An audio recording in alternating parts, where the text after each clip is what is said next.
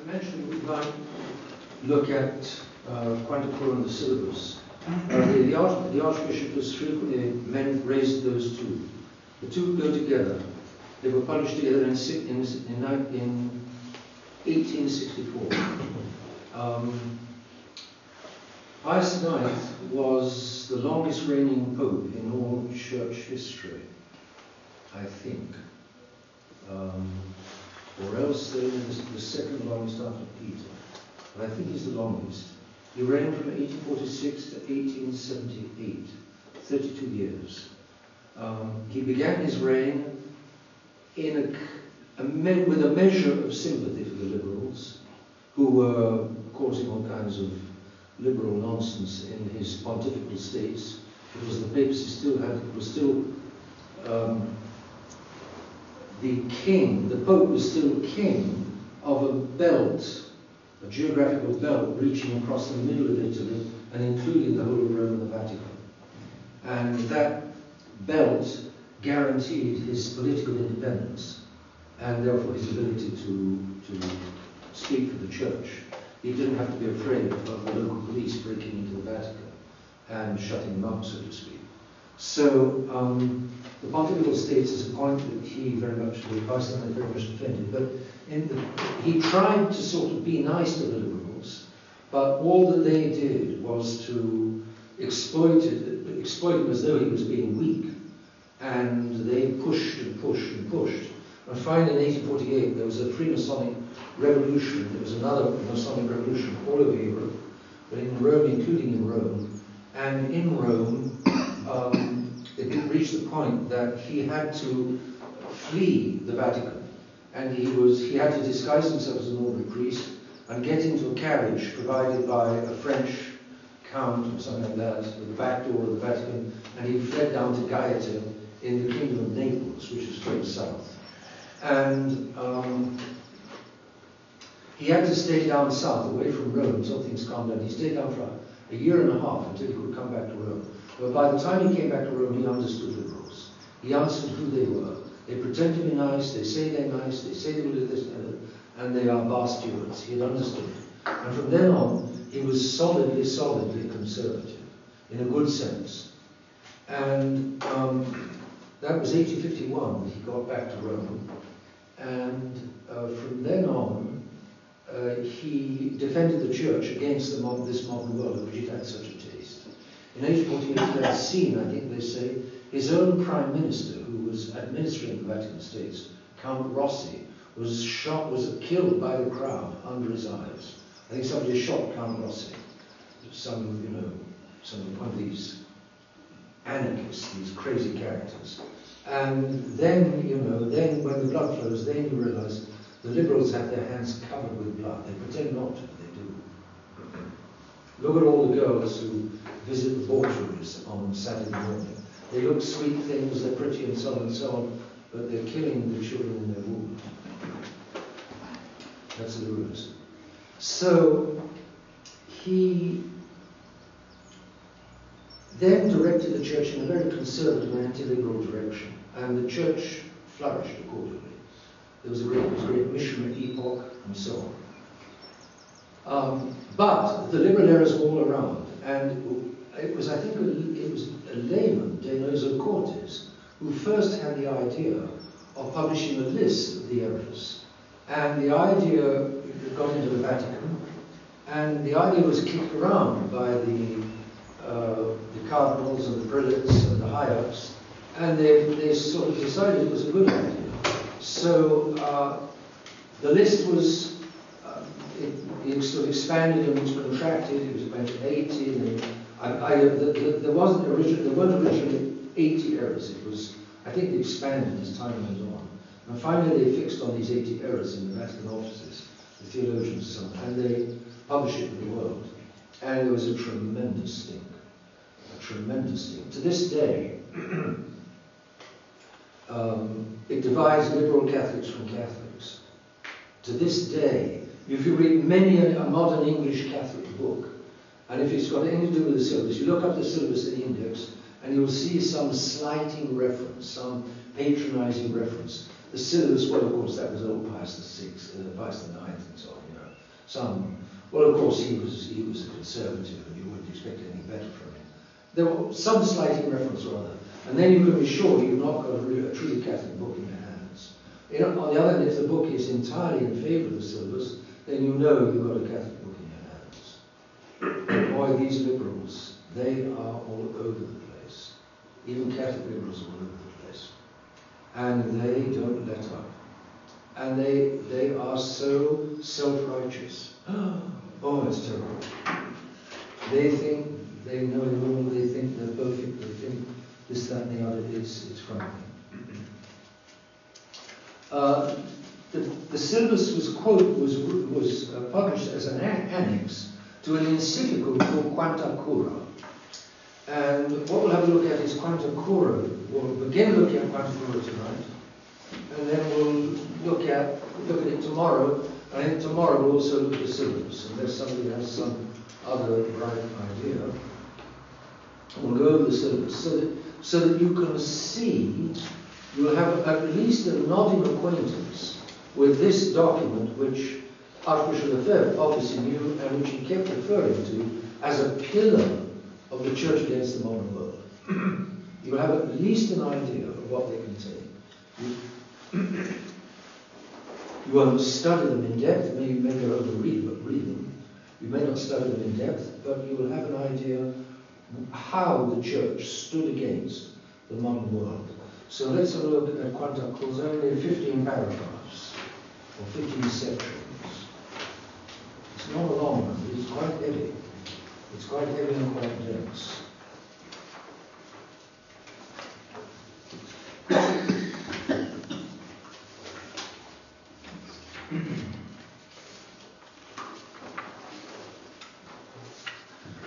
So, some of you are familiar with these schemes in the encyclicals. You've got about a quarter to a third of the way across. You've got figures running down from 1 to 15. And that's the numbers of the sections of the Quanta Cura in the edition which I was dealing with. You've got an introduction, sections 1 and 2. Then you've got errors, 3, 4, 5, 6. 7, a kind of conclusion, all of which errors contradict the fullness of power given by Jesus to one church. Then you've got the solemn condemnation, paragraph 8. And you've got a lot of heavy black ink because it's pretty heavy. Some people say that this condemnation fulfills the conditions of an infallible definition. And therefore the Church, the Pope, on that basis would be infallibly condemning liberalism, the essential liberal errors. The liberals argue, oh no, it's not infallible, oh no, it's not fulfilling the conditions, oh no, etc., etc., etc. And the fight goes on. It goes on and on and on. We've got to play our part. And then finally, as a section on the urgency of the solution, 9 through to 15. Let's have a look. Go back to the introduction.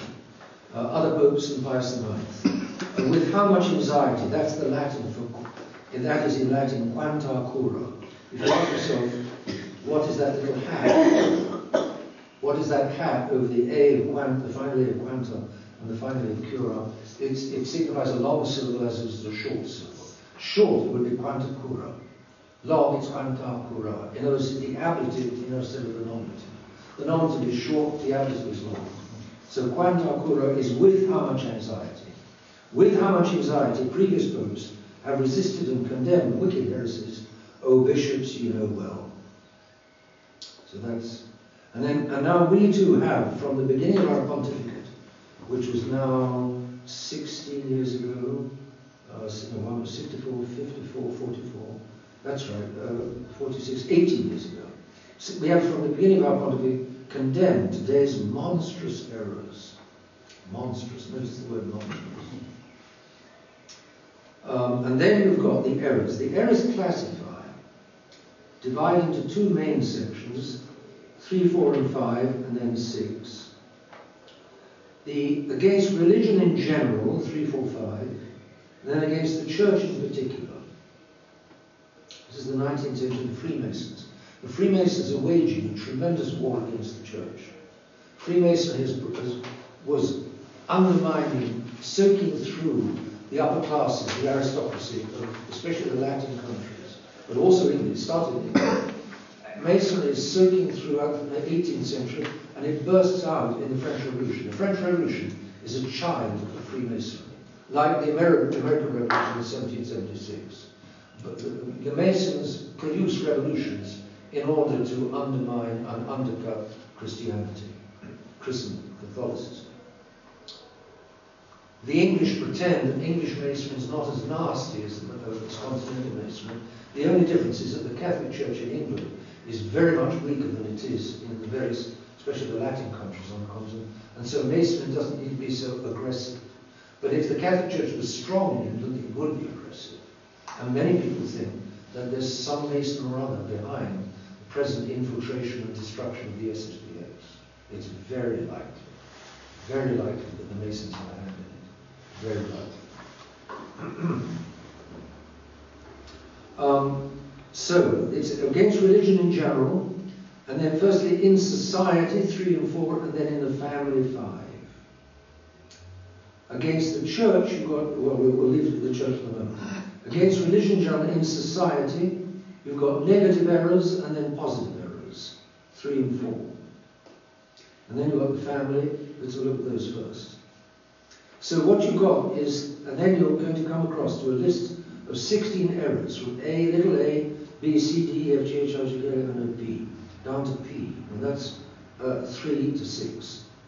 So you've got 6, I think it's 16 errors in 4 paragraphs. So, 3, once again we must condemn errors banishing the Catholic Church from the lives and nations of men. A, B, C, D. Human society, A. Human society is best constituted and governed without religion. And of course that is obviously the modern world. We don't want religion, we don't read religion. Religion is just a relic of the past, let's get rid of it. B, this is different. That's religion in general. This is governments. Governments should not protect the Catholic religion. Error. Monstrous error, says Pius IX. Governments should protect the Catholic religion. We'll go into that one because it's crucial. Liberty of conscience and worship is a right to be protected by civil law. That's exactly what Vatican II says. Quanta Cura and Vatican II clash head-on, absolutely head-on. Liberty of conscience and worship is a right to be protected by civil law. In other words, a country must protect by civil law any religion, or they must protect liberty of conscience and worship. In other words, liberty of the citizens to follow their conscience and to practice what worship they like. That must be defended by civil law. Monstrous error. Neither church nor state should limit freedom of speech or the press. And that's totally Freemasonry. And that, of course, is what gives rise to our media. They are this freedom of the press, freedom of speech and freedom of the press. Today,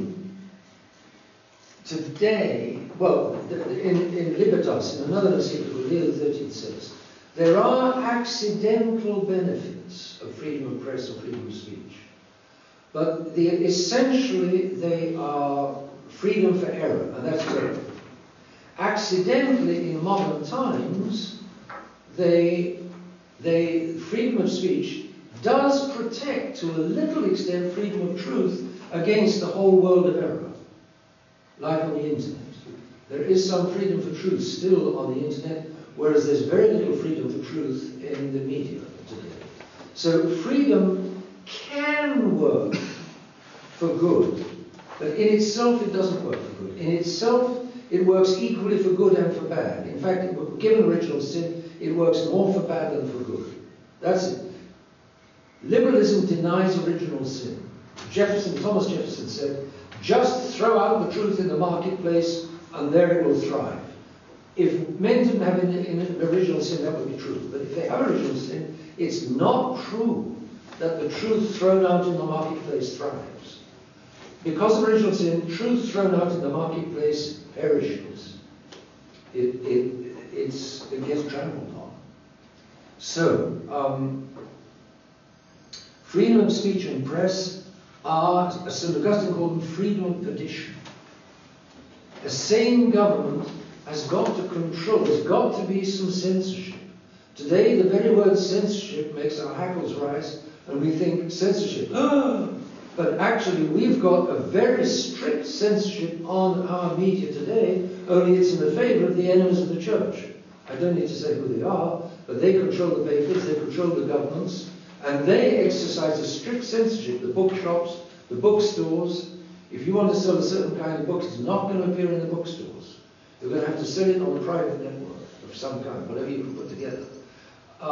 Freedom of speech and press is, St. Augustine said, a freedom of perdition. Because it will habitually, normally, and in itself, play for freedom of bad rather than freedom of good.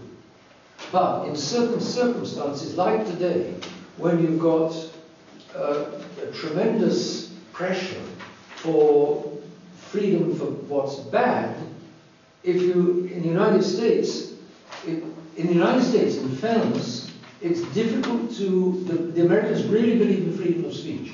And therefore, if the enemies of God want to shut down, as they do, any speech in favour of God, any conservative speech, any speech of common sense, the enemies of God are shutting that down in the United States. They're, with all kinds of excuses. It's incredible the excuses they come up with. It's so plausible. But the Americans still have an instinct of freedom of speech, and that, by accident of circumstances, that is actually doing good. But in itself, it doesn't do good. It's because of original sin. And therefore, all sane countries have some kind of censorship on speech and on press, of the press. It all depends who's doing the censoring. If it's Catholics doing the censoring, you're very lucky. If it's enemies of the church doing the censoring, forget it. So, but in any case, there's going to be censorship. People today think that our media are not censored. Our media today are heavily censored, only in the opposite direction from the Catholic direction. So don't let anybody today be proud of our free media. A lot of people have the common sense to realize our media today are not free at all. There's a mass of things that you just can't say on our media. So where there's the pretense that our media are free, it's not the reality at all. And it's the opposite censorship from church censorship. Church censorship would ban pornography, would shut down pornography overnight if it could. The true church. Because of the damage that does, the damage that pornography does, to men especially, and to boys in particular. Adolescent boys, it does terrible harm. We move on.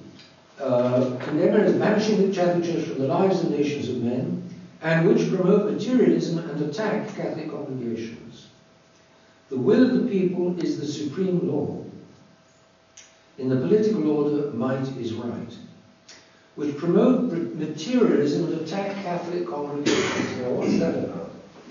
Why is the will of the people is the supreme law materialism? Because it's saying that the people are supreme. It's God's not supreme any longer. And the people are not per se spiritual. The people will concern themselves with bread and circuses, with amusements and food. Food and amusements and that doesn't fly very high. The people need to be raised by somebody who's on a higher level than they are. The people by themselves fall back to a fairly low level. Of course, the Catholic Church is a great raiser of the people, making them obey the Ten Commandments, making them get to Mass, making them believe in heaven and hell, raising their sights and making them think about things quite other than just amusements and food. Which promotes television and sports, the amusements of today, obviously. Which promotes and attack Catholic congregations. In the political order, might is right. that's eliminating any higher law than the people, and it's eliminating in politics any sense of right. If you're strong enough to get away with it, if you can just crush the opposition and smash, that's fine. Your might is right is Stalin. It's the abolition of any sense of justice, of right and wrong. It's just who is the stronger and what can you get away with. So materialism promotes materialism because it does away with any authority or any ideal or any truth or any justice higher than man. So man falls back into himself and he falls back into materialism. And the Catholic congregations obviously are concerned with a right and wrong which are well above politics, and a law of God which is well above the people. That's the occupation of Catholic congregations. So they're going to catch it in the neck with those two propositions, that the will of the people is the supreme law, and in the political law the might is right. Also, these are errors, that's 6 errors, A to F, and now a 7th error, errors which are against religion in general in the family, which promote materialism, attack Catholic congregations, and destroy the family. Number 5, G, error G, the family, parents' rights, children's education depend on the state. Monstrous error. The family depends upon the state. No. The state, in a sense, much more depends upon the family. The state is what's called a perfect society. The family is called an imperfect society. The church is a perfect society. You've got church, state, and family. Church and state are perfect, the family is imperfect. What does that mean? A perfect society is one which has in itself all it needs to fulfill its purpose, to fulfill what it's there for. The state has all kinds of families, all kinds of people, and within itself it has amongst all its citizens all that it needs to maintain the life of the state. One state does not necessarily depend upon any other state. But very few families, if any, have within themselves all that they need to maintain family life. If I'm a baker, I need shoes and I need a cobbler somewhere in the village. The cobbler makes shoes, but he needs bread, he needs a baker in the village. Both of us need a tailor, and all of us need a farmer to make us food. So there's a variety of occupations and variety of families making up a village. The village is not got enough in itself to satisfy all it needs. It can't defend itself. And so what does have the scale of human society, which has within itself all it needs to fulfill its purpose, is the state. Therefore, the state is a perfect society. A township is most likely not. A family is certainly not. The state is a perfect society, the family isn't. The church is a perfect society because the church, equipped with the doctrine, with the sacraments, and with the hierarchy, has all that it needs to maintain its existence and to fulfill its function of getting souls to heaven. So, the family is an imperfect society. So, the family does depend upon the state, because the baker does need a cobbler, and the cobbler needs a farmer, and the farmer needs a tailor, and so on. So the family does depend on the state, but also, obviously, the state very much depends upon the family. The family is to the state like bricks are to a wall. You can't build a wall without bricks, you can't possibly build a state without a family. Therefore, the family and the health of the family is crucial to the health of society. You can't make a healthy state with unhealthy families. Today we've got very unhealthy families. The state is falling to pieces. The family is the divorce, contraception, euthanasia, abortion. These horrors arise from a world which has disregarded what the Pope is saying. And the state tries to regulate family problems. Once again, I've just had another example of the state not being able to regulate family problems. What was it? They were running into the school. Yes, child abuse. The state organizes compulsory courses for teachers like Father Summers. Father Summers was having to attend a course in London, led and taught by 2 ditzy women about child abuse. He said it was a horror. But the state is trying, poor thing. I mean, to put the best interpretation on it, the English state, the British state, the Houses of Parliament are trying to help the problem of child abuse. Where does the problem of child abuse come from? Lack of religion, lack of any law. The children are vulnerable. I can beat them up, I can exploit them, I can molest them, I can do what they like. They're my children, they're under my roof, I do what I like with my children. Nobody tells me what to do with my children. Whew. So you get these horrors in this godless world. Only religion can heal the family, put the family together again. The priest who there's a difficulty in marriage, there's a problem, there's a marriage problem, and the policeman can't help much. He's called in when they're almost killing one another. And when he comes in, she rings up the police, and then he lands on the doorstep and knocks on the door, and she sees who it is, and then she begins to attack the policeman because he's interfering. She called him in because she was beaten up by the husband, but the moment the police appears, she sides with the husband. The police don't like getting into family problems. They do not like it. They don't like being caught into family because you can't get in between husband and wife. It's too delicate. It's too intimate. It's much too personal. They're one flesh and one with this. But the priest has a chance because whereas the policeman is known as a man of force who's going to use force to settle the problem, he's going to hit the man over the head with a truncheon, the husband over the head with a truncheon maybe, or maybe hit the wife over the head with a truncheon because she's beating up her husband, whatever it is. But he's going to use violence. The priest is known will not use violence. The priest is not a man of violence. He's not interested in, he's got no interest in it. So he's going to try to advise and to help as best he can in the most selfless way possible. So where the state can't get into these problems, the priest can, the church can. The church firstly teaches the 10 Commandments to love God, firstly. And then if husband and wife are both centered on God, husband and wife will be in sync. Whereas without God, they're not necessarily in sync at all. They're fighting one another. But if they're parallel pursuing God, then they're parallel with one another. That's the importance of the family rosary. The family rosary unites everybody on heaven. Religion can get into the heart of the family. It can get into the heart of the very soul of the man and of his wife and of the children. Religion can solve these problems, the state can't.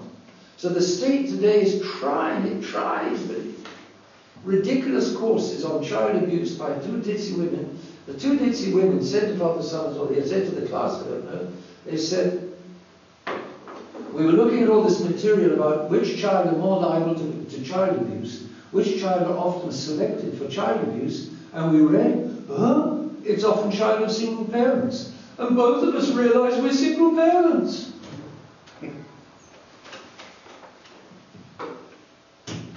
I mean, that's it in a nutshell. The poor old state is trying to solve family problems which it isn't designed to solve. It can't solve. The state tries to solve marriage problems with divorce courts. It tries to solve euthanasia with laws, but it's being forced quite soon. The state will probably be forced to undo the euthanasia laws. The state can't solve these problems. They're religious problems. So the family, the monstrous error is that the family depends upon the state. The state can't deal with the family. The state will brutalize and the state will force the parents to send their children to some rotten and corrupting school. The state will crash in. It will try to take over from the parents and so on. It will make a rotten education obligatory. So it's a monstrous error that the state has a right over the family. It has a prior right over children than the parents. It has a right over children's education. No. And of course that error is now raging today. The idea that the state can do what it likes with families and with children. Well, We're at 8:30. Let's close there for tonight. You've got now just an idea, a beginning idea of Quantum Cura, and we'll look at the rest of Quantum Cura certainly tomorrow morning.